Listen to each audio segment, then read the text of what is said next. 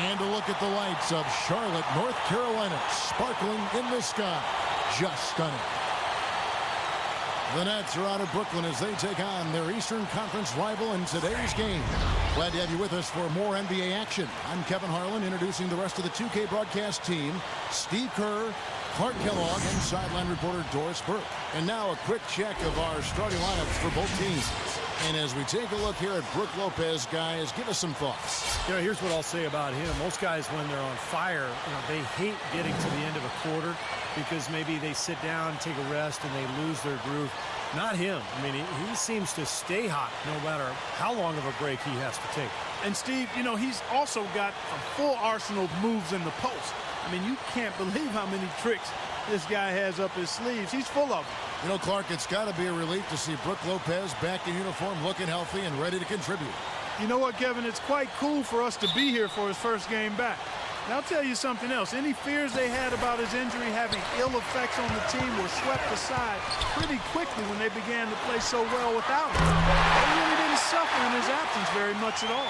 No, but they sure are happy to have him back because I'm not sure how long that run would have lasted with his talent missing from this lineup. Now all of a sudden you've got him returning. You've got a team that already has some confidence. It's a pretty nice recipe for this team to go on a nice roll right now. Well, head coach Jason Kidd, that's a phrase I didn't expect to hear this quickly, but Kidd wasted no time. Only a matter of weeks after he announced his retirement as a player, he was named the head coach of the Brooklyn Nets. And it's going to be interesting to see the transition. Kidd, obviously, great basketball IQ, so well respected as a person in the league. I think it's just a matter of time before he really finds his footing and becomes an excellent coach. And here is Lopez after Michael Kidd-Gilchrist getting his three to go. And he gets it to go. Garnett's got his first basket. That bounce pass got him the ball in rhythm. Nice play. And about a minute gone here in the first quarter. And back to Coach Jason Kidd, Clark, a rookie at the coaching profession, but one of the most intelligent, respected point guards over his 19 years in the NBA. Yeah, always respected as a leader, and his basketball IQ off the chart. So I think he's one of the few guys that could go right from playing to being a successful head coach. That's in there. Johnson with the assist. Garnett's got his second bucket of the night. Got 3 out of 4 from the floor, so a good start for this club. Let's find out what Doris Burke has for us. A bit ago, Jason Kidd and I were able to chat. I asked him what their focal point would be defensively, and he said that Al Jefferson is at the top of their scouting report. With his smooth, low-post repertoire and mid-range shooting touch, he can put up points in a hurry. He said they'll try to steer him to his left hand as much as possible and just hope for the best. Kevin, we'll see if they can force him into a tough night. Always great to hear from you, Doris. Oh, and here comes Pierce all alone. Throws down the breakaway jam. Terrible transition defense there. I think it would have been pointless, Steve. There was no way anybody was beating him to the basket there. And a moment to look at the scoring approach in terms of where the points are coming from for the Nets. Well, I like the fact they've already been getting a lot of high-quality shots in the paint. And they're sharing the ball, too, which I love. They're piling up the assist. We're seeing great offensive movement. With so many injuries to his team during last season, Paul Pierce easily could have taken things lighter. But he just doesn't roll that way. I mean, as a matter of fact, he played through a pinched nerve in his neck just to stay on the court when his team needed him. He is truly one of the all-time great players in the league and one of the outstanding Celtics of all time, too. And that's saying a lot with all of the Hall of Famers that have worn the green and white. So Charlotte calls timeout. They're first. And back to Paul Pierce last season. With Rajon Rondo out with that horrible ACL tear, he really carried the Celtics so far. Yeah, especially offensively. We saw the drain on his efficiency, the lowest field goal percentage for him in 9 years, but he still can shoot threes, still gets to the foul line. They relied on him an awful lot last season. Catching up on the changes for Charlotte. Zeller is checked in for Jefferson. Chris Middleton comes in for Michael Kidd-Gilchrist. And Antetokounmpo subbed in for Walker. Let's go quickly over to Doris Burke for an update. I was able to listen in on what Steve Clifford was going over with his team. He was going over their task of keying in defensively against Williams. Coach wants to give him a heavy dose of their most aggressive D tonight. He told his guys, be ready with help and stay aware of where he is at all times. Guys, we'll just have to watch how it plays out here in the first half. Kevin, back to you. Thank you, Doris. Last outing for Charlotte, they won that game against Chicago. And guys, they could have won that game on the strength of their offense alone. It was that good. And to do it on the road, too, I mean, with the way they just kept coming at them, they kept that crowd out of the game the entire time. That's good work. And here is Williams after Gerald Henderson hitting the three. Oh, he blew the easy two by profile, trying to look good. That's a bad decision and poor execution. Here's Middleton. No good on the three. Brooklyn trailing. Johnson attacking. You look at the Joe Johnson trade for the Nets. They picked up his max contract from the Hawks, committing $80 million over 4 years. But, you know, last season, his lowest point output in over a decade, a down season overall. But, hey, there's a lot of talent on this team. He's not expected to score as much anymore.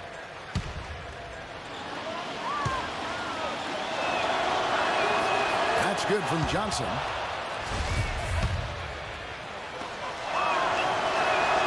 And Johnson drops them both. And we're approaching about 3.5 minutes played in the first quarter. Antetokounmpo gets to Middleton. Hands it from downtown.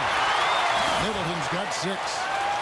And for the Nets, they started the season doing some of that isolation offensively for Joe Johnson that we saw in Atlanta, Clark. And even with the most efficient individual scorers, that's not usually the way to go offensively over the long haul. With Joe going through a bit of a lull in terms of the shooting percentages, I thought they might have been better served to anchor the offense around Brook Lopez inside. What a start to this game. The offense is so dominating. Tell you what, feels like a game on the playground. Forget about defense, just keep firing. Brooklyn Nets come into this one after a win against the Trailblazers. And I thought, guys, they were the beneficiary of what was some lackluster defense being played against them. I agree with you. I mean, it was really shocking how many free runs to the hoop they got. And Garnett misses. And it's the Bobcats' ball. They're on a 15-6 run. Here's Antetokounmpo. Beautiful dish, and the layup goes down. It seems that every pass they make is leading to a score here. I mean, that's just exquisite ball movement. Yeah, they're making the right play. They're working together, and they're just looking for the best shot they can every possession. And the first timeout called of the game for Brooklyn. And this is the first time matched up with the Bobcats this season. And as you'd expect, I mean, this was a lopsided season series a year ago. Andre Blatch, he's checked in for Lopez. And here is our 2K leaderboard. These teams have been on fire over the course of the past 10 games. Number 1, the Bobcats. It's due to better shot selection lately, Kevin. They're taking their time to make sure the shots they take go in. Really good self-discipline there. This game's not too pretty, but nobody expected, Clark, anything different. No, I agree, Kevin. It's not a big upset when a team from the bottom gets swept like they did. Now here is Kirilenko, averaging 6 points per contest. Johnson outside. Lock at 6. Here's Williams. The shot's good on the assist by Johnson. Johnson's got 3 assists tonight. Bobcats leading by 4. Out to the right wing. Here's Middleton. And Charlotte again with the bucket. Very positive opening quarter for them. The shots have been falling. You know, the shooting percentage would be nice if it stayed right there, but that's going to be tough to do. Williams kicks to Kirilenko. And there's the pass to Johnson. Lays it up and banks it in. That makes it 10 of their last 12 points coming from inside the painted area. Yep, that's something that the defense has to put a stop to. Maybe a defensive adjustment is necessary here. Morris, no good. It has not been an easy quarter for him, at least offensively speaking. Johnson dishes to Pierce. Pierce has doubled. Johnson kicks to Williams. Kicks it out to Johnson. Fires the 3, and he gets the bucket. Johnson's got 7 points in the game. Here comes Kemba Walker. He had 13 points in the win against the Bulls in Chicago. And Kevin, his passing is what blew me away. I mean, to see him orchestrate their offense so impeccably, that was a sight to behold. Williams kicks to Kirilenko.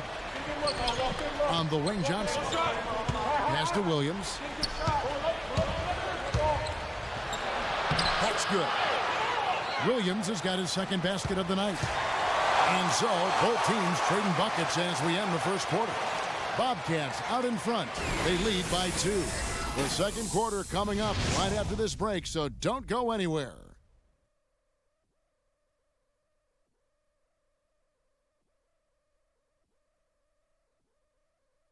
Coming up next Monday, November 25th, the New Orleans Pelicans go up against Tim Duncan and the San Antonio Spurs. Make sure to catch it.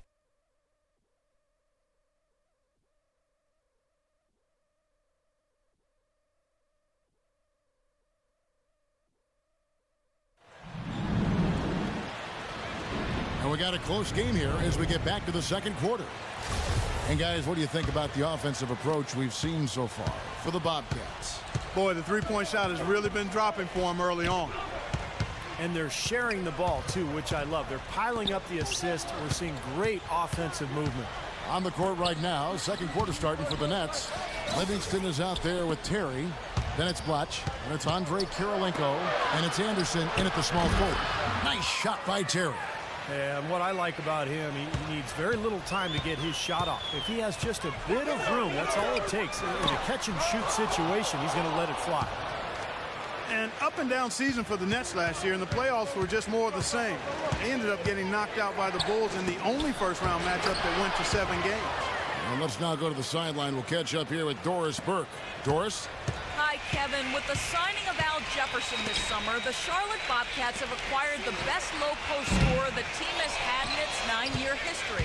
Jefferson is a gym rat who's happy to take younger players under his wing, as he showed when he was in Utah. Guys, for a team that has been in rebuild mode, the Bobcats take a big step towards respectability. Well, nowhere to go but up. Thanks, Doris. Well, we'll see if in a new city, a new situation, he's able to take that next step. Well, back to the Nets in the playoffs. They lost to Danny Barclays early and looked to be on the ropes down 3-1 after 4 games, but they did well just to steal one in Chicago and force a game 7. What a strange series that was. The Bulls made that miracle comeback behind Nate Robinson in 1 game and then ended up going on the road to Brooklyn and winning game 7. What a disappointment for the Nets in their debut season in Brooklyn. And Brooklyn making a change here. Lopez is checked in. They're going back to the three-point shot over and over and over. That was the 9th straight point from behind the arc. It feels like they're finding the holes in this defense. Here's McRoberts. No luck. Some solid defense from Anderson. Nets trail by 4. Lopez outside. It's Anderson with the drive. Makes it off the glass. Boy, they are just destroying them in the paint. You could say that again, Steve. The defenders just aren't aggressive enough down low. Down low. And the officials whistle a foul on the shot. The bucket's good. He'll go to the line. Bobcats shooting their first free throw of the night.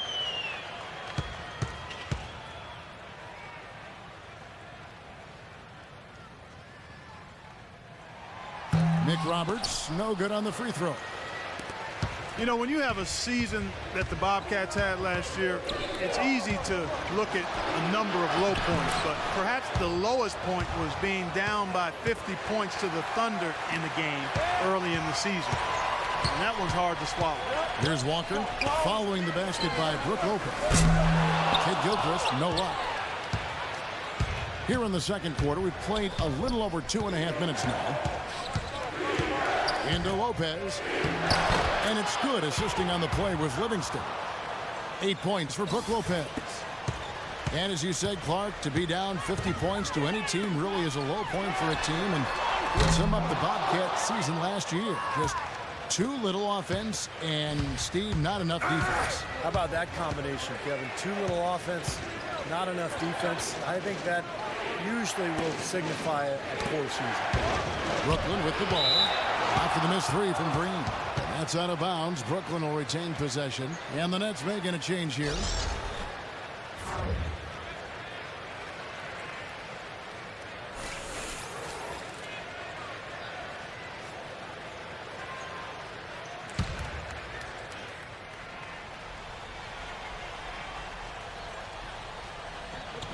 Here's Here's Garnett. And down in the low post it goes. Garnett's got 8 points. Make it 10 of their last 12 points coming off assists. Wow, are they moving the ball right now? They look good. And Kid Gilchrist gets it to go in. These defenders are putting up very little resistance to the three-point shot. And it's killing them. That's 4 of the last 5 baskets they've allowed have been three-pointers. And here's Anderson after Michael Kid Gilchrist getting his 3 to go. Dishes to Teletovic.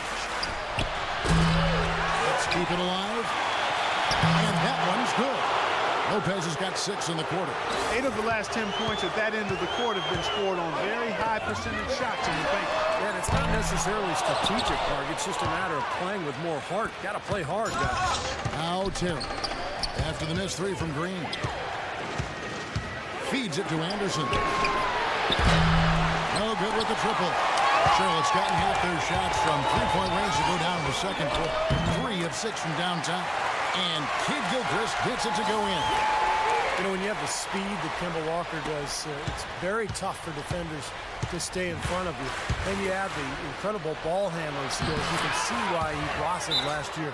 And he's starting to pick things up here after a tough first quarter. Charlotte calls timeout.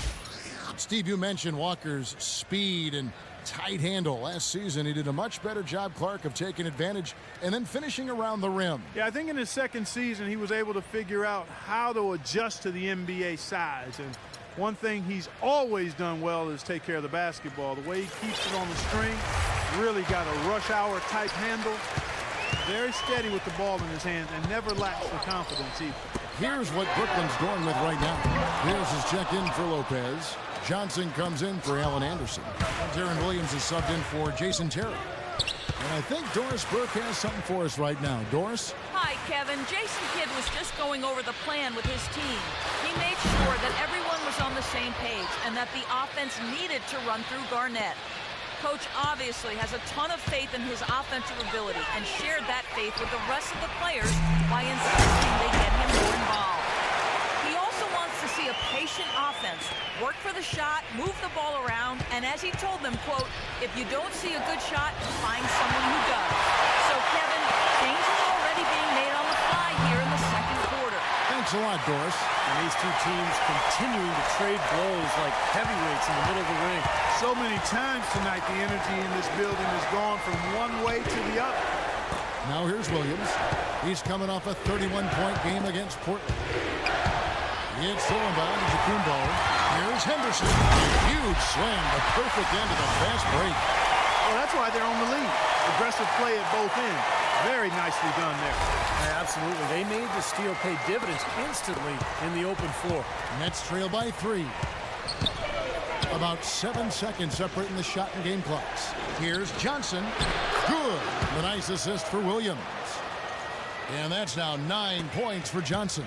The Bobcats have gone 8 of 16 from the field in the second quarter. A nice, efficient 50%. The shot's good from Antetokounmpo. That's a weapon they've been allowed to use at will today, Steve. I'll say the defense has been ineffective trying to run shooters off that three-point line. Johnson, the pass to Pierce. Laid in with a nice touch off the glass. Pierce has got 7. The number of points they've scored in the paint already today is pretty eye-opening, Steve. No, it's off the charts. It really is. Defensively, I mean, they have to start shutting down some of those lanes to the hoop. And the first half ends in a close one. Bobcats lead by 2. And now let's catch up with Doris Burke, who's standing by on the sideline. Doris? I'm here with Joe Johnson. And Joe, one of the challenges with having such a deep roster like yours is figuring out everyone's roles in the system. How is the new chemistry coming together with a mix of all-star talent? We're just trying to feel one another out, man. You know, it's a long season, so obviously early in this young season, man, we're just taking our time right now, trying to feel our way through everything, and everything else take care of itself. There's no doubt it's a process, Joe. Thanks for the time. Guys? Thanks, Doris. And, folks, the halftime show is coming up next. And then it's on to the third quarter. We'll step aside right now. Now, presented by Sprint. And it's a good one going on out in Charlotte. Glad to have you with us for our halftime report. At the midway point, the Bobcats are grinding it out. They're off to a good start this season, playing with confidence. Well, Michael Kidd Gilchrist is making it look very easy against the Nets defense. He's been playing well recently, and why would this be any different?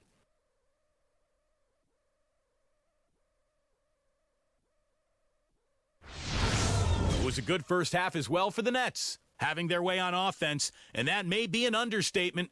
They simply can't miss. Some textbook basketball from Brook Lopez. After 2, he's got 10 points and has been looking really good in terms of shot selection, shooting it well from the field.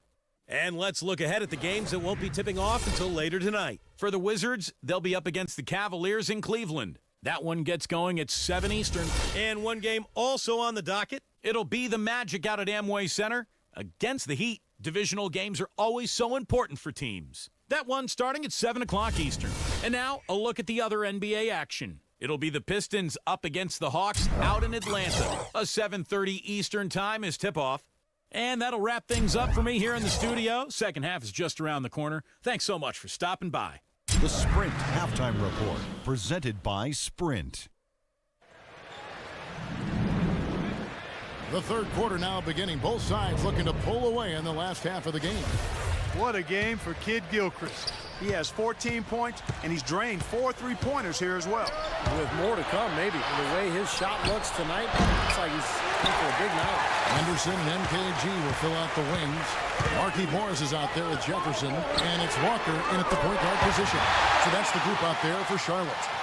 And what jumps out at you guys, the assist totals. I mean, they have been dominant in that category. It's the ball movement, the player movement, and a great rhythm to their offense. Clearly seems to me a different mindset between these teams. Williams attacking. Goes back up. He takes it up and lays it in. Williams has got 6. Boy, you wonder what the score of this game would be if they weren't pulling down all these rebounds.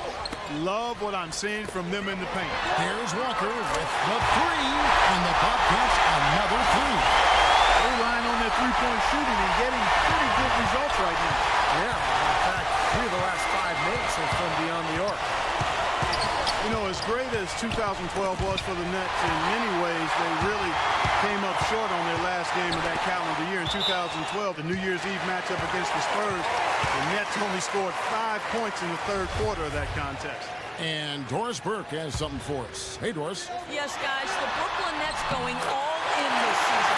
With a team payroll of about $100 million, they have an additional luxury tax bill of around $75 million.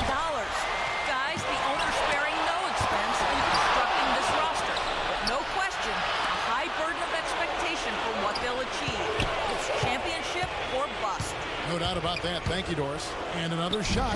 That one's good. And the Bobcat lead is cut down to just 6 points on the bucket from Lopez.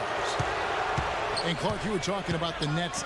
They went from looking like a team that could compete for a title to a team that, while still talented, Steve, and a lot for the playoffs, was a little closer to the middle of the pack than they thought. Well, with the hot start they got off to, I think it was just a matter of time before they hit a cold stretch.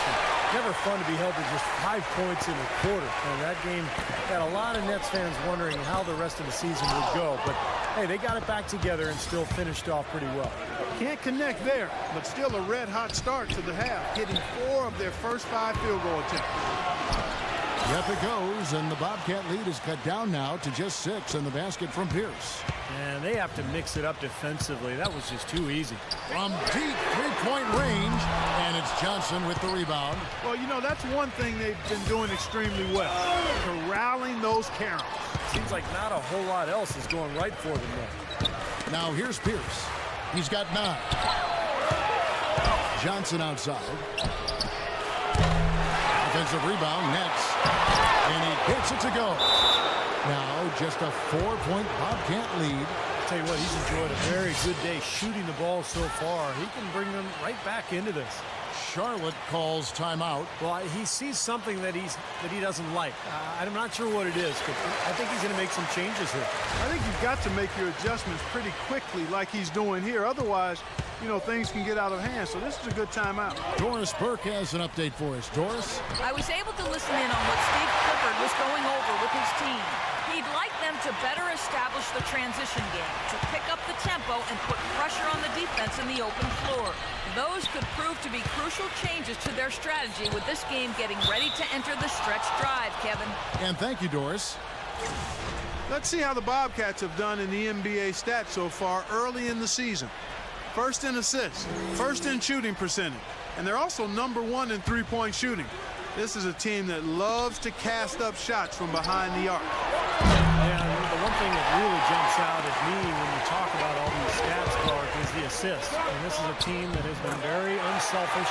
They're sharing the ball, they're moving, they're really getting a good flow to their offense. And as a result, they're finding pretty high percentage shots almost every possession. Here is Williams following the basket by Gerald Henderson. And it's Johnson penetrating.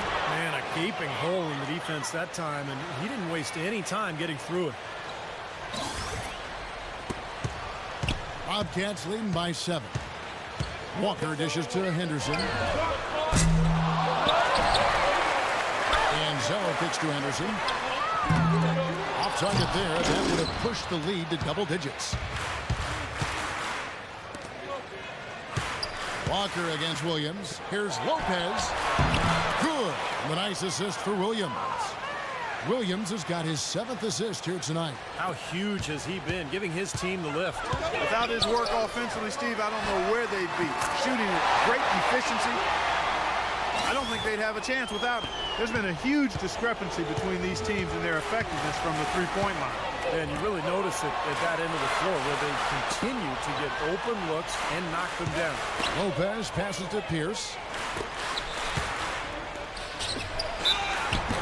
And 2 free throws coming up as he misses that one. Drawing the whistle and a lot of contact there.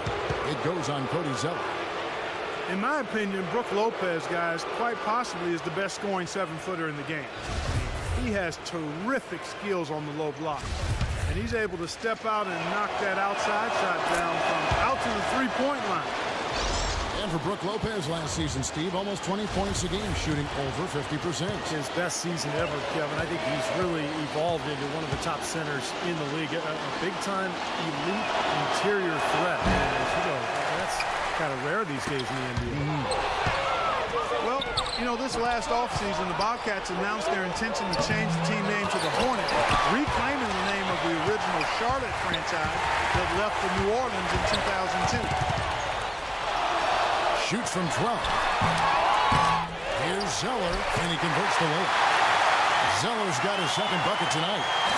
All right, well, look at how the hustle game has been going for Charlotte. You know, block shots, guys, a clear indicator on the stat sheet of their excellent defense. I mean, leaving them no room to get off any shots. Also, you can see how they got after it defensively. I mean, the steal totals are really something to admire. And it's Walker that time on the assist by Green. That's 10 points now in the game for Walker. Nets trail by 11. And just like New Orleans chose a name, the Pelicans, that has local significance, the Hornets, a historical reference to Charlotte's rebellious fighting spirit during the American Revolution. Steve, you just telling me about this. Fascinates you. It does. I'm an American history buff, Kevin, and I'm also an NBA history buff. And you think back to the Hornets in Charlotte originally, they sold out for 9 straight seasons. So the Hornets nickname absolutely belongs in Charlotte. Andre Bloch, he's checked in for Lopez. He had that play ready to go. Well done on the inbound. Knocked away. Green inside the three-point line, and Charlotte again with the bucket. And the shooting percentage continues to climb. Guys here in the second half, they're on fire. Steve, I like the collective focus since halftime. Good team basketball resulting in high-quality shots. Bloch inside. They push it up 4 on 3. Here's Haywood. He got it up that time, but it wouldn't fall for him. And here at the end of the 3rd quarter, it's a double-digit ball game. It's Charlotte up 11. We're going to step aside for just a second, but join us right back here for the start of the 4th quarter next.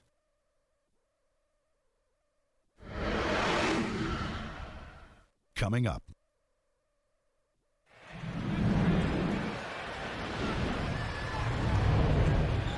And, Steve, we've got a moment here to go to our State Farm assist of the game, coming on some very clever point guard play. Well, he mans that position for a reason, Kevin, because he passes the ball so well, sets up his teammates beautifully, really gets this offense into a nice rhythm. Delivering the pass important, but putting the pass in the right place for shooters, as you well know, is huge. Yeah, no question. All right, now a chance to set the floor, courtesy of Gatorade. Fourth quarter action, all fueled up and ready to go. And Brooklyn looking who they've got. With the guards, Darren Williams, and the Jet, Jason Terry. Watch out there with Garnett, and it's Teletovic in at the 3, the small forward. Look at the size discrepancy there between the defender and the shooter. Well, those are warm-up jumpers when there's not a hand in his face. He'll knock those down all day.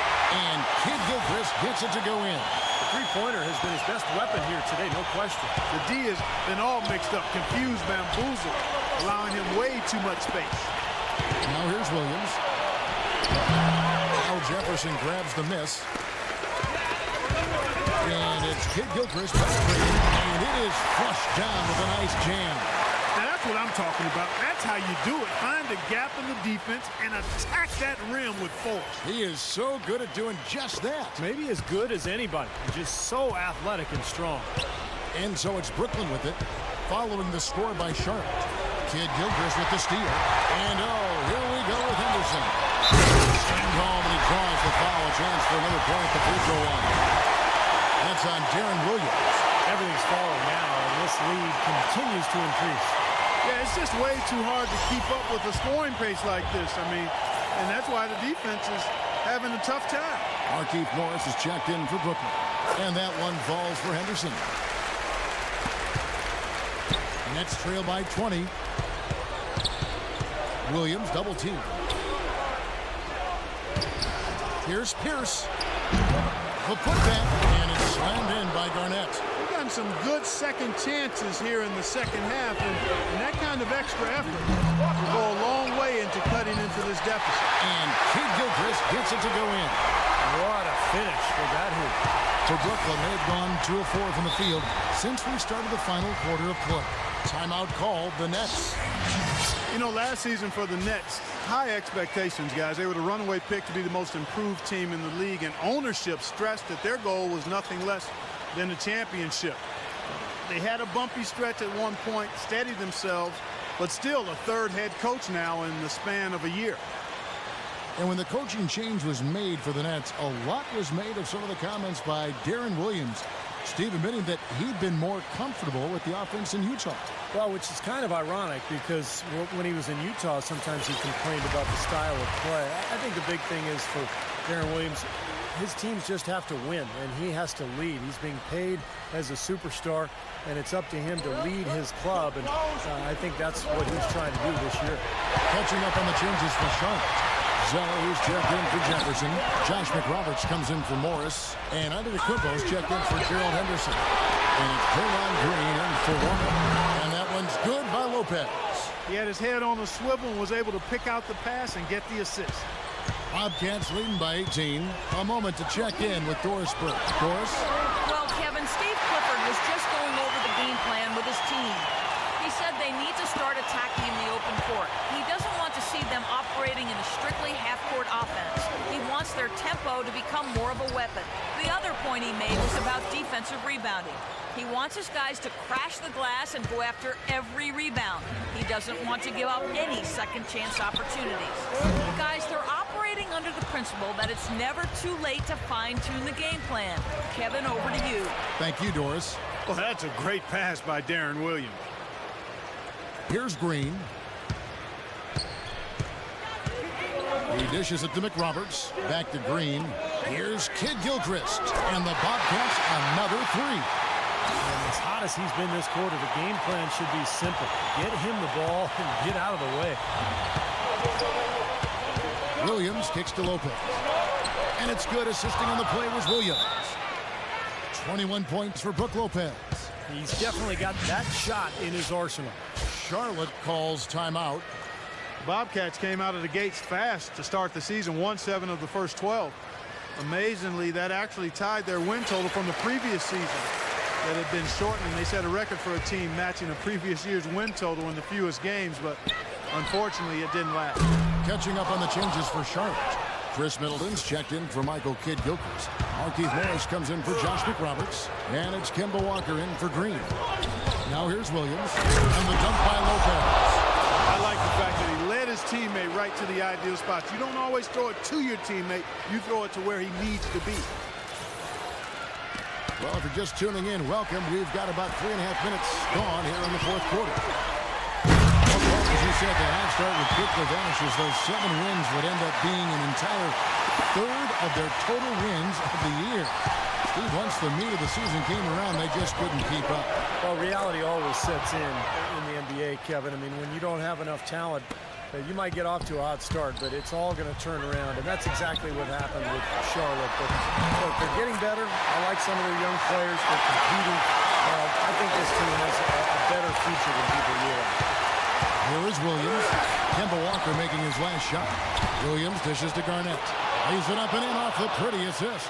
He is setting this place on fire, fellas. His shooting has been off the charts.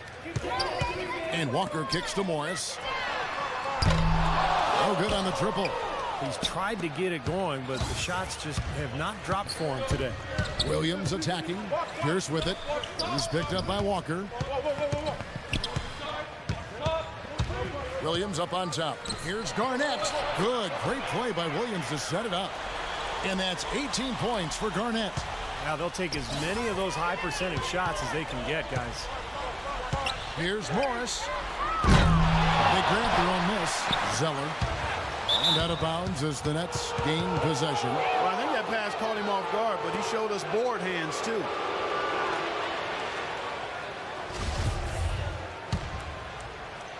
Nets trail by 14.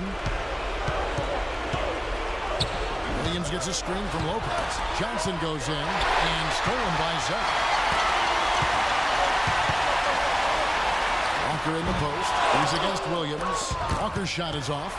Well, you know, that's one thing they've been doing extremely well. Corralling those counters. Seems like not a whole lot else is going right for them now. And clearly no question as to which team gave the better effort tonight. A dominant performance and an outstanding win for the Bobcats. They had a fantastic play from the bench. Yeah, they did. Their depth is really one of their greatest attributes. And an important milestone for them tonight as they pick up win number 10. And what a huge standout performance it was for Michael Kidd-Gilchrist. Every time he shot it seemed like it was just going to drop in, and nobody was surprised.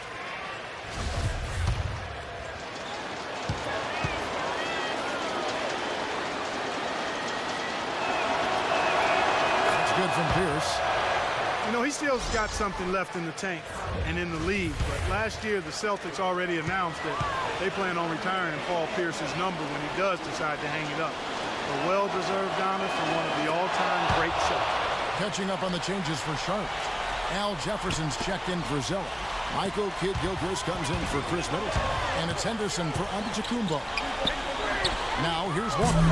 Williams with the defensive effort.